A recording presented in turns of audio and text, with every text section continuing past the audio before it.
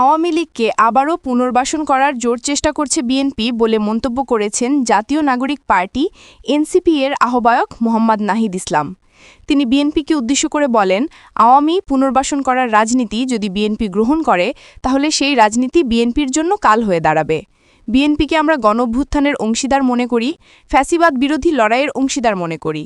BNP যাতে ভুল রাজনীতি না করে সেই আহ্বান থাকবে। এনসিপির আহ্বায়ক বলেন, একদিকে আওয়ামী লীগ যেমন তৎপরতা চালাচ্ছে, ষড়যন্ত্র করছে, সন্ত্রাসী কার্যক্রম করছে, অন্যদিকে দেশের কোনো রাজনীতিবিদ আওয়ামী লীগকে নির্বাচনে আনার ষড়যন্ত্র করছে।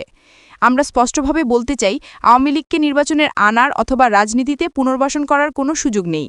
যারা এটা করার চেষ্টা করবে জনগণ তাদের বিরুদ্ধে দাঁড়াবে। তাদের রাজনীতি বাংলাদেশ থেকে নাই হয়ে যাবে। ফ্যাসিবাদ বিরোধী সব রাজনৈতিক পক্ষের প্রতি আহ্বান জানিয়ে তিনি আরও বলেন, আওয়ামী লীগ প্রশ্নে আমরা সবাই যাতে এক থাকি, বিচারের মাধ্যমে আমরা যাতে তাদের রাজনৈতিক ফয়সালা করতে পারি এবং আওয়ামী লীগকে পুনর্বাসন ও দেশকে অস্থিতিশীল করার সব ষড়যন্ত্র যাতে আমরা ঐক্যবদ্ধভাবে রুখে দিতে পারি।